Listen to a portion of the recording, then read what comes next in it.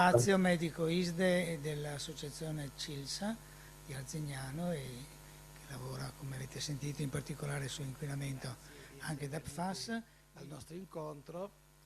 E questo è anche un secondo incontro, perché siamo stati una decina di giorni fa anche a Mestre, dove ci siamo trovati con Michele e con altri amici ecologisti, e questo incontro vuole essere un ulteriore passo verso la costruzione di un momento comune per tutti quanti gli ecologisti del Veneto e un collegamento con gli ecologisti nazionali. Noi pensiamo che la situazione in cui stiamo vivendo, per cui addirittura è stato istituito dal governo un Ministero della Transizione,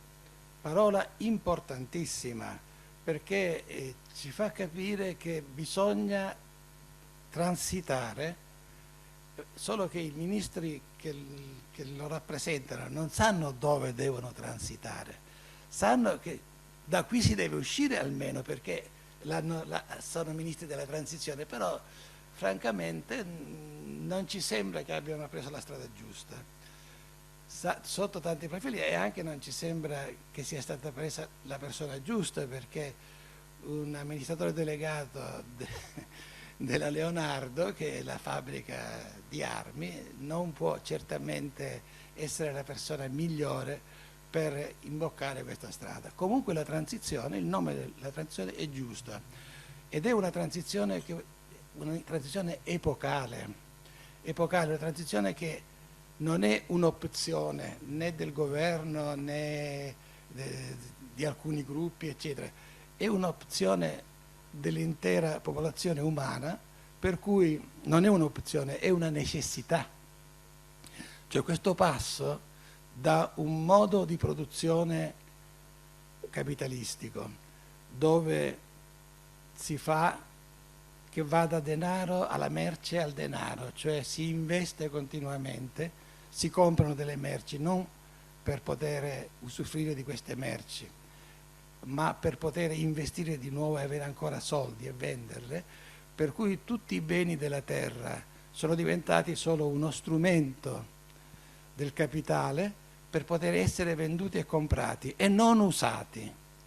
Non usati, non importa usarli, importa comprarli e venderli. E siamo praticamente nella fase terminale del capitalismo, che è la fase della finanziarizzazione,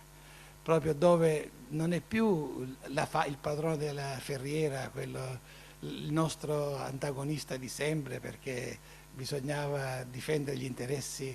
degli operai. Gli antagonisti sono i prodotti di un sistema elefantiaco, una patologia grave, sono le multinazionali, che in certi momenti si chiamano multinazionali, altri li chiamano oligarchi, ce li abbiamo anche noi in Italia, che sono quelli che governano le ex aziende, gli ex gioielli dello Stato italiano, perché la Leonardo prima era la Finmeccanica, perché l'ENI era un'azienda dello Stato, e se lo fosse rimasta oggi non avremmo nessun problema a vendere purtroppo il petrolio, il gas al prezzo di estrazione, perché pagando le royalties l'ENI poi, se è dello Stato, non ha motivo di fare plus guadagni su questa merce. Invece grazie ai Chicago Boys, la loro teoria dell'iperliberismo eccetera, che avrebbe dovuto far sgocciolare il benessere su tutti gli altri, ci troviamo in una situazione limite, per cui francamente dicevo prima, non è un'opzione passare a un altro livello di civiltà, perché l'alternativa è la fine della nostra civiltà, ma di tutte le civiltà, probabilmente un arretramento totale del genere umano. Se pensiamo che in questa fase si parla con disinvoltura di opzioni atomiche, ci rendiamo conto della gravità del momento. Se pensiamo al modo come ancora si pensa di risolvere problemi di lingua, problemi di lingua, non all'università, ma sparandosi cannonate tra gente che prima viveva insieme, esattamente come hanno fatto in Jugoslavia qualche anno fa, dove la differenza non era tanto nella lingua parlata, ma da come si scriveva. Se si scriveva in caratteri cirillici bisognava uccidere quelli che la scrivevano con i caratteri latini, pur essendo la stessa lingua. Bene, si arrivava. Purtroppo questa è la situazione, purtroppo è necessario che il movimento si renda conto che questa estremizzazione del capitalismo internazionale sta creando problemi gravissimi ai continenti più poveri, che diventano ostaggio sempre delle multinazionali, delle grandi compagnie, delle monoculture, eccetera, e addirittura della compra e vendita del grano, come si è visto adesso, e i continenti più poveri, e dentro i continenti o le nazioni meno povere o più benestanti, il problema è che ci sono invece larghissime strade di popolazione, anche nell'Italia del benessere, che invece si impoveriscono sempre di più, che perdono il lavoro e quindi non hanno nemmeno un futuro possibile. Io mi ricordo,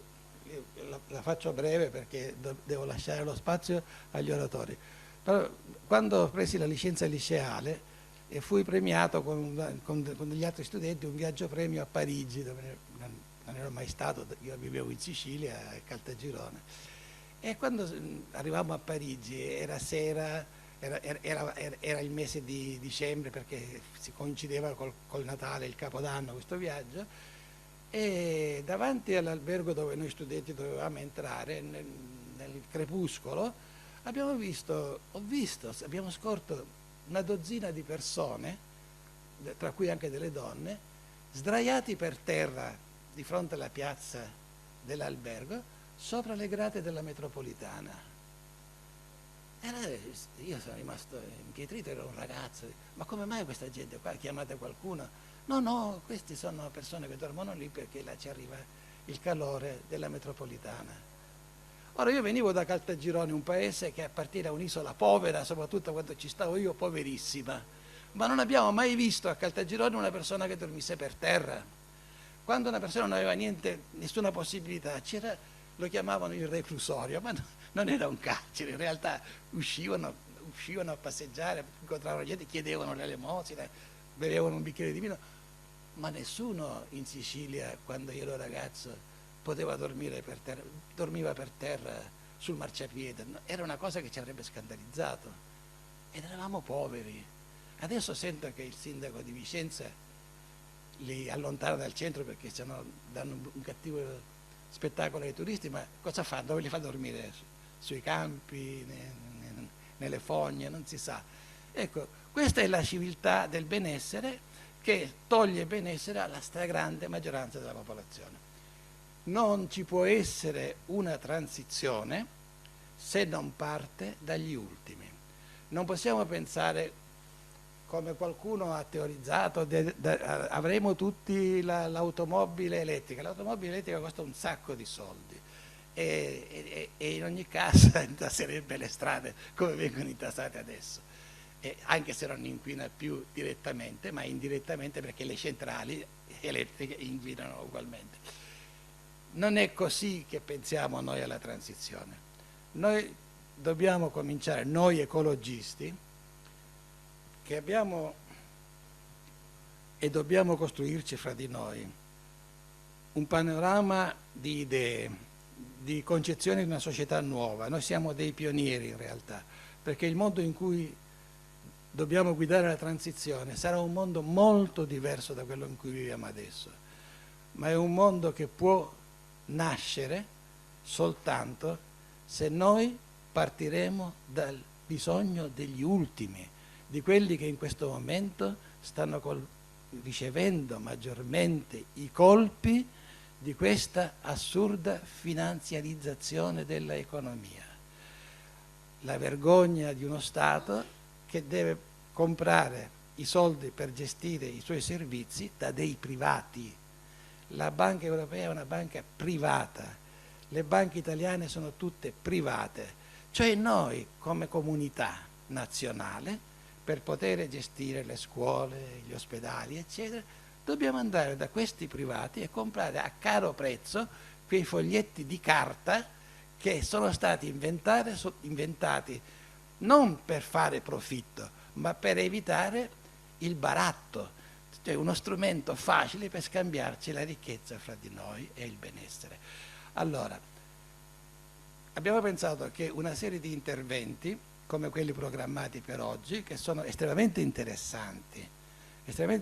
e che sono la costruzione di questo processo di coscientizzazione politica, perché dobbiamo costruire un movimento politico, non possiamo delegare sempre ad altri il compito di rattoppare i danni che fanno le multinazionali. Noi non siamo venuti per rattoppare, ma per aiutare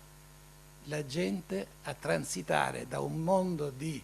disastri e di ingiustizie verso una nuova era,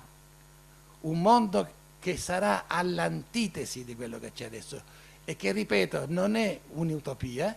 è il passaggio necessario per sopravvivere tutti quanti.